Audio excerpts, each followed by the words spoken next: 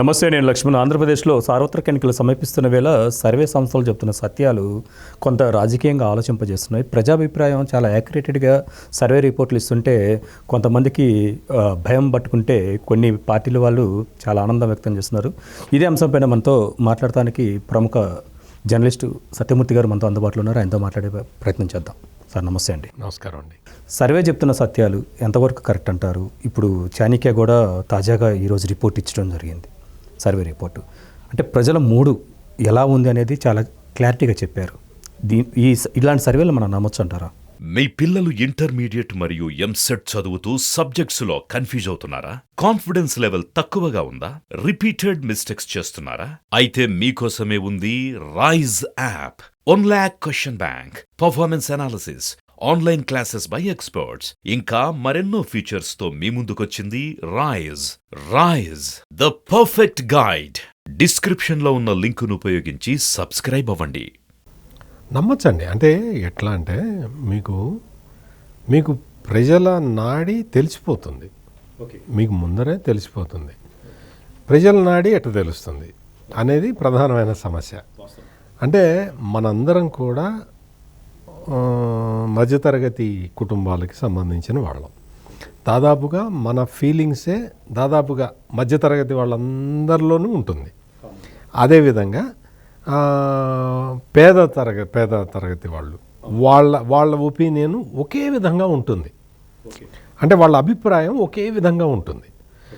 ధనిక వర్గాల వాళ్ళ అభిప్రాయం ఒకే విధంగా బ్రాడ్గా ఒకే విధంగా ఉంటుంది.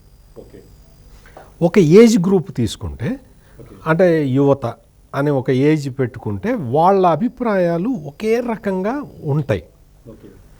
అదేవిధంగా మధ్య వయస్కులు లేకపోతే వృద్ధులు ఆ ఏజ్ గ్రూపు. అంటే మనం ఇక్కడ నేను ఇంత ఎలాబొరేట్గా చెప్తున్న పాయింట్ ఏంటి అంటే, ఈ విధంగా ఒక సమూహాన్ని తీసుకున్నప్పుడు మన భారతదేశం మొత్తం ఇటువంటి సమూహాలే ఉంటాయి వాస్తవంగా. అవును. అంటే రకరకాల మేలు ఫీమేలు ఇన్కమ్ గ్రూప్స్, ఈ టైపులో ఏజ్ గ్రూప్స్ ఇవే ఉంటాయన్నమాట. ఈ సమూహాలన్నీ కూడా ఒకే విధంగా ఆలోచిస్తాయి అనేది శాస్త్రీయంగా రుజువైన విషయం. అందుకని ఎవరైనా కానీ ఈ శాంపుల్స్ని కరెక్ట్గా తీసుకొని ఒక సర్వే లాగా, అంటే ఒక క్వశ్చనర్ ఇచ్చి ఆ క్వశ్చనర్లో కూడా మల్టిపుల్ ఛాయిస్లు, చాలామంది సర్వేయర్లు చేసే సర్వే సంస్థలు చేసే తప్పు ఏంటి అంటే, వాళ్ళు ఓవర్ యాంగ్జైటీ తోటి మల్టిపుల్ ఆన్సర్స్ ఇస్తారు. మల్టిపుల్ ఆన్సర్స్ ఇవ్వటం వల్ల అంటే సర్వే చేసే సంస్థ వాడు ఒక నిర్ణయానికి రావడానికి కష్టం అవుతుంది. 2 ఆప్షన్స్ ఇవ్వాలి. 2 ఆప్షన్స్ ఇస్తే ఆ 2 మీద ఒకదాని మీద టిక్ పెడితే సర్వే చేసే సంస్థలు నిర్ణయానికి రావడానికి ఈజీ అవుతుంది. ఇది బేసిక్ లా. కాకపోతే ఏంటంటే వీళ్ళందరూ కూడా తక్కువ శాంపుల్స్ తీసుకుంటారు. ఎక్కువ అంశాల్లో ప్రజాభిప్రాయం తెలుసుకోవాలి అన్న తాపత్రయంలో చేసే సర్వేలు తప్పవుతాయి. అవును.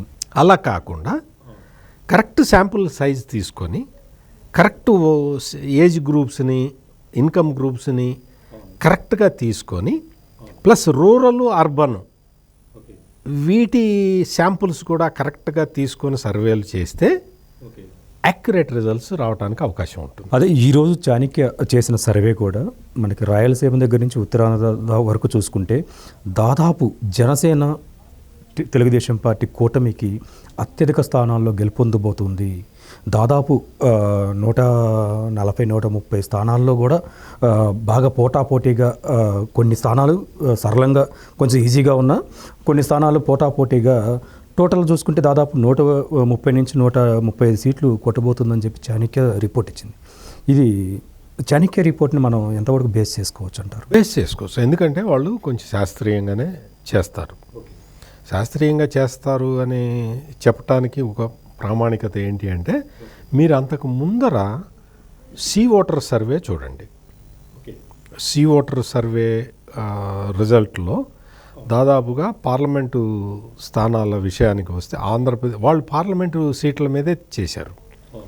పార్లమెంటు సీట్ల మీద దాదాపుగా ఒక 12 నుంచి 15 పార్లమెంటు స్థానాల్లో తెలుగుదేశం గెలవబోతున్నది అని వాళ్ళు దాదాపుగా 8 నెలల కిందట చేసిన సర్వేలో చెప్పారు.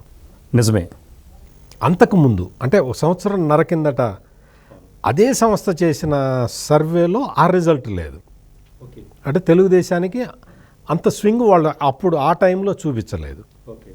ఆ తర్వాత వచ్చిన సర్వేలో స్వింగ్ చూపించారు. అంటే మారుతున్న ప్రజాభిప్రాయానికి అద్దం పట్టినట్టుగా. సో ఇప్పుడు యాజ్ ఆఫ్ నో అంటే అది వచ్చి కూడా 8 నెలలు అయింది. సీ ఓటర్ అది వాళ్ళు 3 ఆఫ్ ది నేషన్ సర్వే చేశారనమాట. మొత్తం జాతీయ సర్వే చేశారు దేశవ్యాప్తంగా. అందులో ఆంధ్రప్రదేశ్ పార్టీకి వస్తే వాళ్ళు చెప్పింది దాదాపు 15 సీట్లు పార్లమెంటు సీట్లు తెలుగుదేశానికి వస్తాయి అనేది.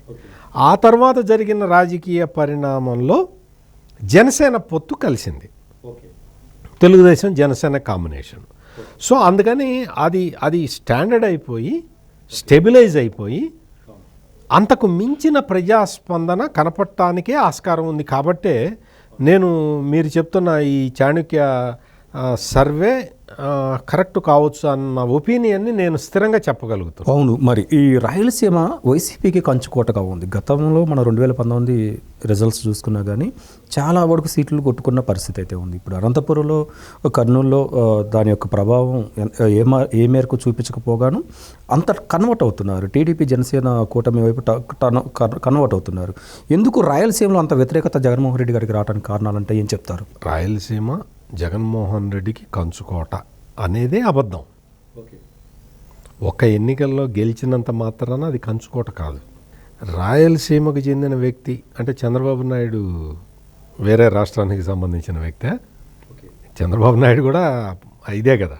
అంటే నేను ఎందుకు చెప్తున్నానంటే రాయలసీమ వైసీపీకి కంచుకోట అనే దాని దగ్గరే నేను విభేదిస్తాను. ఆ పరిస్థితుల్లో ఆనాటి పరిస్థితుల్లో తెలుగుదేశానికి సీట్లు రాలేదు, వైఎస్ఆర్ కాంగ్రెస్ పార్టీకి సీట్లు వచ్చినాయి. ఇప్పుడు సీటు రావటం ఒక్కటే కాదు, ఆ సీటు వచ్చిన తర్వాత జనరంజకంగా పాలన అందించి ఆ సీటుని నిలబెట్టుకోవాలి. అది నిలబెట్టుకుంటే అప్పుడు ఒక 2-3 ఎన్నికల తర్వాత అది కంచుకోటగా మారుతుంది. కానీ వైఎస్ఆర్ కాంగ్రెస్ పార్టీ తన పరిపాలనలో అభివృద్ధి కార్యక్రమాల మీద ఏమాత్రం శ్రద్ధ చూపించకుండా మొత్తం సంక్షేమ పథకాలు మేము సంక్షేమ పథకాలు ఇస్తున్నాము అన్న కాన్ఫిడెన్స్లోకి ఓవర్ కాన్ఫిడెన్స్లోకి వెళ్ళిపోయి అన్ని విషయాలని పక్కకి నెట్టేశారు. దీంతో ఏమైంది అంటే రాయలసీమ హక్కులకి సంబంధించిన కీలకమైన విషయాలు ఆ విషయాలు కూడా పరిష్కారం కాలేదు. ఈ నేపథ్యంలో ఏమైంది అంటే రాయలసీమ మొత్తం కూడా అంటే దాదాపుగా చాలా చోట్ల ఈ డ్రిప్ ఇరిగేషను వీటి మీద ప్లస్ హార్టికల్చర్ రైతులు, పాడి రైతులు వీళ్ళు ఇటువంటి ఎక్కువ ఉంటారు. వాళ్ళ అవసరాలు ఏంటి అనేది చూడాలి. జగన్మోహన్ రెడ్డి ప్రభుత్వం రాగానే డ్రిప్ ఇరిగేషన్ లేదు, హార్టికల్చర్ క్రాప్స్కి వాళ్ళకి ఇచ్చే ప్రోత్సాహకాలు అటువంటివి ఏమీ లేవు, వాళ్ళని పట్టించుకునే నాథుడు లేడు. మీకు కొత్త నీటిపారుదల ప్రాజెక్టులు రాయలసీమను అభివృద్ధి చేయాలి. రాయలసీమను అభివృద్ధి చేస్తాం. ఎట్లా అభివృద్ధి చేస్తావు రాయలసీమని? నీటిపారుదల ప్రాజెక్టులు కడితే అభివృద్ధి అయినట్టు. నీటిపారుదల ప్రాజెక్టులు నేను కట్టను, రాయలసీమ అంటే నాకు ప్రేమ అంటే నీ రాయలసీమ మీద ప్రేమ ఏంటి? నీటిపారుదల ప్రాజెక్టులు కడితే ఆ ప్రాంతంలో ఉన్న రైతులందరూ సుభిక్షంగా ఉంటారు. వాస్తవం. అవును. 5 సంవత్సరాలుగా ఒక్క ప్రాజెక్టు కంప్లీట్ చేయటం అటుంచి ప్రాజెక్టులకి మరమ్మతులు చేయటం కూడా లేదు. అంటే వాడికి మెయింటెనెన్స్ ఉంటుంది, ఆ మెయింటెనెన్స్ ఖర్చులు కూడా లేవు. మహానుభావుడు భగవాన్ సత్యసాయిబాబా అప్పుడు ప్రజల కష్టాలు చూడలేక ఆయన తన సొంత డబ్బులతోటి డ్రింకింగ్ వాటరు కొంతమందికి ఇరిగేషను డ్రిప్ ఇరిగేషన్కి వీటికి సంబంధించి వాటర్ ఇద్దామని చెప్పి రాష్ట్ర ప్రభుత్వంతో కలిసి చంద్రబాబు నాయుడు ముఖ్యమంత్రిగా ఉన్న సమయంలో చంద్రబాబు నాయుడిని పిలిచి బంగారు, నేను ప్రజల బాధలు చూడలేకపోతున్నాను. వీళ్ళ ఈ నీటిపారుదల ఈ ప్రాజెక్టుకి సంబంధించి నేను నిధులు ఇస్తాను, నువ్వు కట్టి పెడతావా అని అడిగాడు. చంద్రబాబు నాయుడు వెంటనే, స్వామి అదెంత మాట, మీరు అంత మాట అన్నారు, తప్పకుండా మీ ప్రాజెక్టులు కట్టిన తర్వాత ఆ మెయింటెనెన్స్ బాధ్యతని రాష్ట్ర ప్రభుత్వం తీసుకుంటుంది అని మాట ఇచ్చి ఆ మొత్తం ఆ ఏరియా అంతా కూడా డ్రింకింగ్ వాటరు, ఇరిగేషన్ వాటరు ఇవన్నీ కూడా ఇచ్చారు. చెరువుల్ని పునరుద్ధరించడం, ఇటువంటి కార్యక్రమాలను అప్పుడు చంద్రబాబు నాయుడు ముఖ్యమంత్రిగా ఉన్నప్పుడు తీసుకున్నాడు. ఆ తర్వాత కాలంలో రాజశేఖర రెడ్డి సీఎం కావటం, కిరణ్ కుమార్ రెడ్డి వరకు లాస్ట్ ఆఖరి ముఖ్యమంత్రి కదా ఉమ్మడి ఆంధ్రప్రదేశ్కి, అప్పటి వరకు కూడా మెయింటెనెన్స్ చేస్తూనే ఉన్నారు, ఎటువంటి ఆటంకం లేకుండా సత్యసాయి నీటి ప్రాజెక్టుల కోసం. మళ్ళీ ఆంధ్రప్రదేశ్ డివైడ్ అయిపోయింది. విభజిత ఆంధ్రప్రదేశ్కి ముఖ్యమంత్రి చంద్రబాబు నాయుడు అయ్యాడు కాబట్టి ఆయన ఆ పథకాలకి మెయింటెనెన్స్ కంటిన్యూ చేశాడు. గత 5 సంవత్సరాల నుంచి భగవాన్ సత్యసాయిబాబా ఇచ్చిన పథకాలకి మెయింటెనెన్స్ కూడా చేయట్లేదు. ఇది అత్యంత దురదృష్టకరమైన విషయం. అందుకనే మీరు చూస్తే మీరు అన్నమాట కరెక్ట్. అనంతపురం జిల్లాలో అసలు వైఎస్ఆర్ కాంగ్రెస్ పార్టీకి ఒక్క సీటు కూడా వచ్చే అవకాశం కనపట్టలేదు. అదేవిధంగా కర్నూలుకి సంబంధించి కర్నూలులో అసలు వాళ్ళకి అంటే వైసీపీకి ఒక 4-5 సీట్లన్నా వస్తాయా అన్న పరిస్థితి ఉంది. ఓకే, ఇప్పుడు మన ఉత్తరాంధ్రలో కూడా విశాఖలో రాజధాని అని చెప్పాడు. 3వ రాజధాని అక్కడ ఏర్పాటు చేస్తున్నాము, ఉత్తరాంధ్ర అభివృద్ధికి కట్టుబడి ఉన్నాము, ఉత్తరాంధ్ర అభివృద్ధి చేయాల్సిన ఆవశ్యకత ఉందని చెప్పి జగన్మోహన్ రెడ్డి గారు పదే చెప్తుంటాడు. రాజధాని తరలించాలని విశాఖకు ప్రయత్నాలు చేస్తున్నాడు. అటువంటి ఉత్తరాంధ్రలో కూడా దాదాపు 34 స్థానాలు ఉండగా అసెంబ్లీ స్థానాలు, అందులో కూడా సింగిల్ డిజిట్కి వైసీపీని పరిమితం చేస్తూ చాణక్య రిపోర్ట్ ఇచ్చింది. ఇది జరగచ్చు అంటవా? అలా ఖచ్చితంగా. ఇప్పుడు మీకు ఎట్లా ఉందంటే ఉత్తరాంధ్ర మొత్తం కూడా ఇప్పుడు ఒక రాజధాని అమరావతి ఉంది. ఈ అమరావతి రాజధానిని మూడుగా బ్రేక్ చేస్తానని చెప్పాడు. ఒక రాజధాని కర్నూలు అని చెప్పాడు, న్యాయ రాజధాని కర్నూలు అన్నాడు. న్యాయ రాజధాని కర్నూలు ఒకే కట్టుబడి ఉండాలి. దానికి కట్టుబడి ఉండకుండా ఏం చెప్పాడు అంటే సుప్రీంకోర్టులో రాష్ట్ర ప్రభుత్వం ఇచ్చిన అఫిడవిట్లో వాళ్ళు ఏం చెప్పారంటే మేము హైకోర్టుని ఏమి తరలించట్లేదు, మాకు ఆ ఉద్దేశం లేదు అని చెప్పారు. కర్నూలు వాళ్ళకి ఎట్లా ఉంటుంది? నువ్వు 3 రాజధానులు అని చెప్పి నువ్వు అక్కడ పెట్టింది ఏంటి అంటే హ్యూమన్ రైట్స్ కమిషన్ ఒకటి ఆఫీస్ అక్కడ పెట్టారు, అదే న్యాయ రాజధాని. హైకోర్టును తరలించాలి కదా, దానికి హైకోర్టుతోటి మాట్లాడాలి కదా. అటువంటి చర్యలేమి లేకపోగా మేము చెయ్యట్లేదు, మాకు ఆ ఉద్దేశం లేదు అని సుప్రీంకోర్టులో చెప్పారు. అదేవిధంగా మీరు అమరావతినేమో అంటే అసెంబ్లీ అక్కడ ఉంటుంది, సెక్రటేరియట్ అంతా కూడా విశాఖపట్నంలో పెట్టాలి అని. విశాఖపట్నం ప్రజలు ఏంటి అంటే వాళ్ళు ప్రశాంతత కోరుకుంటారు. చాలా మేము ప్రశాంతంగా బతకాలి అని అనుకునే ప్రజలు అక్కడ వాళ్ళు. అంటే మిగిలిన వాళ్ళు అనుకోరా అంటే మిగిలిన వాళ్ళు కూడా అనుకుంటారు. వాళ్ళకి దానికి అనుకూలమైన వాతావరణం ఉన్నది. వాళ్ళు అక్కడ ప్రశాంతంగా సముద్రం, ఇది బీచ్, దాని మీద టూరిజము, ఆ టూరిజం అభివృద్ధి, దాని మీద జీవనోపాధి, ఆ ఫిషర్మెన్, ఇటువంటి ఇది ఉంటుంది. Naval base, Visakha steel factory, Hindustan ship yard, ఇటువంటివి అక్కడ ఉన్నాయి. అది చాలు వాళ్ళకి. మేము చాలా ప్రశాంతంగా బతుకుతామని అనుకుంటుంటే దాన్ని తీసుకొచ్చి, అందుకనే మీరు బాగా గమనించండి, విశాఖపట్నం ఆ క్లైమేట్ని, ఆ వాతావరణాన్ని డిస్టర్బ్ చేయకుండా దాన్ని సాఫ్ట్వేర్ హబ్గా మారుద్దామని చంద్రబాబు నాయుడు ప్లాన్ చేశాడు. అక్కడ ఆయనకి రాజధాని అది ఆ మాత్రం చేయలేడు ఆయన.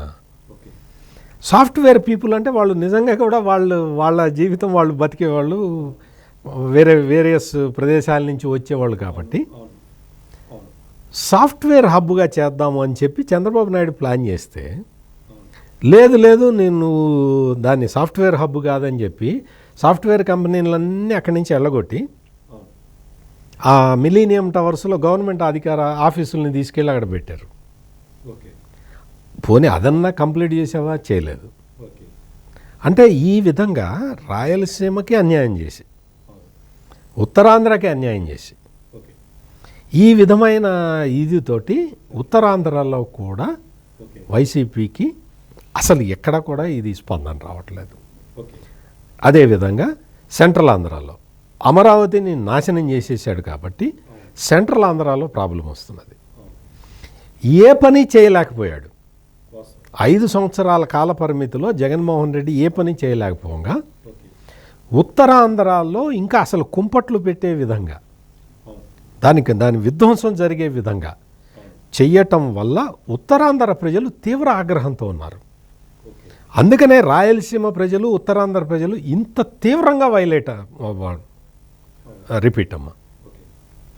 అందుకే రాయలసీమ, ఉత్తరాంధ్ర ప్రజలు ఇంత తీవ్రంగా రివోల్ట్ అవుతూ ఉన్నారు. ఇది జరుగుతున్నది. అందుకనే ఇదే విషయాల్ని చాణక్య సర్వే దీంట్లో కూడా రిఫ్లెక్ట్ అవుతూ ఉన్నాయి. ఓకే.